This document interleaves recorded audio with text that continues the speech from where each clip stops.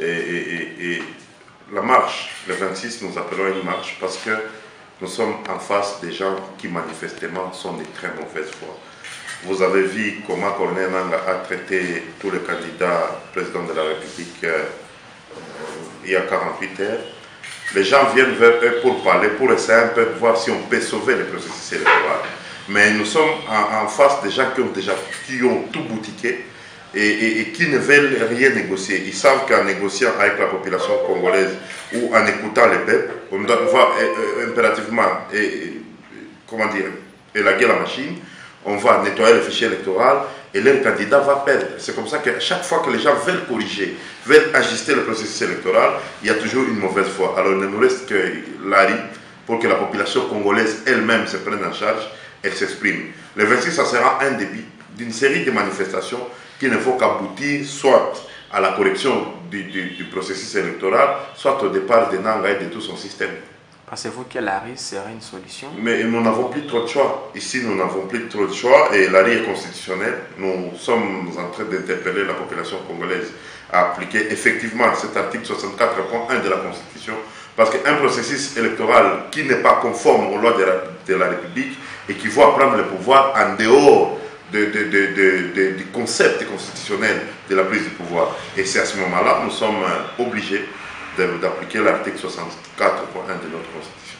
Pensez-vous que cette population, parce que bien sûr, quand vous appelez à une marche, c'est la population qui est toujours victime, pensez-vous que cette population va vraiment céder ou bien accepter votre appel? Non, d'abord la question est mal posée. Ce n'est pas seulement la population qui est victime. Nous sommes plusieurs fois victimes. Il n'y a pas longtemps, ma maison a été attaquée, vous avez suivi. Moi-même, j'ai déjà fait les prisons. Les Muyambo ne sont pas la population. Ce sont des acteurs politiques. Les Diomi Ndongala ne sont pas la population. Ce sont des acteurs politiques qui sont en train de couper 4-5 ans en prison pour la cause du peuple. Et il ne faut pas montrer à la population que les politiciens les envoient dans la rue. Nous sommes tous dans la rue au même moment. Et c'est pour notre pays, c'est eux qui veulent que les choses changent. Et c'est nous qui sommes seulement des leaders ou des porte-étendards de cette population. Et je pense que c'est non négociable. Le 26, nous allons sortir. Et s'il faudrait ensuite que le 27, nous sortions, le 28, comme on a fait en janvier 2015, nous allons sortir pour sauver notre démocratie et notre pays et surtout notre constitution. Aujourd'hui, l'opposition est dans une difficulté de trouver une candidature unique. Pensez-vous que pour vous, ça ne devrait pas être d'abord une priorité de trouver une candidature unique avant d'appeler en fait, mais pour quelle élection? Ici, nous, on vous a dit, même si vous amenez Jésus-Christ, avec les machines de Nangaa, qu'il a déjà paramétrées, qui sont préétablies, où il a déjà ses candidats députés, il a déjà son candidat président de la République, l'objectif, c'est obtenir l'alternance. L'objectif primordial, c'est cette volonté de la population congolaise. Un peuple, une voix, soit réellement exprimée. Et on ne va pas aller chercher un candidat unique pour une élection à laquelle nous ne croyons pas. Nous devons d'abord mettre sur pied un processus électoral équitable, vrai, confiant, pour que nous choisissions maintenant un candidat unique. Et s'il y a un processus électoral vrai, moi je l'ai dit encore l'autre fois à vos confrères de Jeune Afrique, l'opposition congolaise n'a vraiment pas besoin d'avoir un candidat unique. Tout le monde peut battre Chadari. Tout le monde peut battre Chadari. Mais ici, nous sommes en face d'un processus organisé, fait pour amener droit Chadari vers le palais de la nation.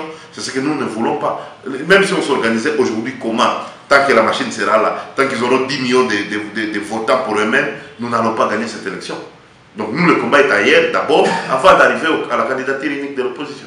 Nangaa qui dit sans machine à voter, il n'y aura pas des élections. Peut-on dire que c'est un bras de fer avec l'opposition? Nangaa doit cesser de se tromper. Il n'organise pas les élections de son meilleur enfant ou de sa famille ou des Miss Congo. Il est en train d'organiser une élection pour une république. Nous devons choisir un président de la République, des députés nationaux, des députés provinciaux, des sénateurs et consorts. Et que Nangaa doit intégrer aussi la donne population congolaise dans sa réflexion. Il ne doit pas penser que la force résout tout. L'orgueil ne nous amène à rien. L'orgueil va nous amener à la ruine. Ce qui est en train de se passer au Congo, c'est passé dans d'autres pays. Et on a vu comment ça s'est fini en Côte d'Ivoire. On a vu comment ça s'est terminé au Sénégal. Nous devons arriver à être sages. Mais si Nangaa veut jouer au pyromane, alors on va brûler la maison.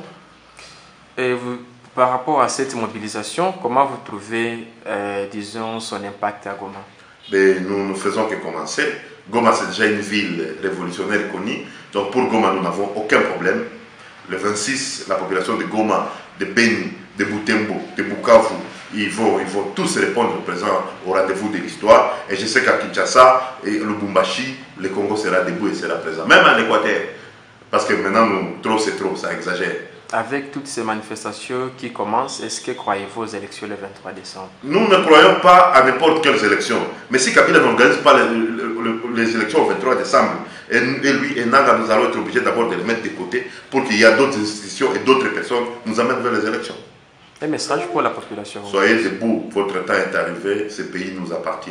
Nous devons nous lever pour sauver notre démocratie et notre pays. Monsieur Patrick, merci. Merci beaucoup.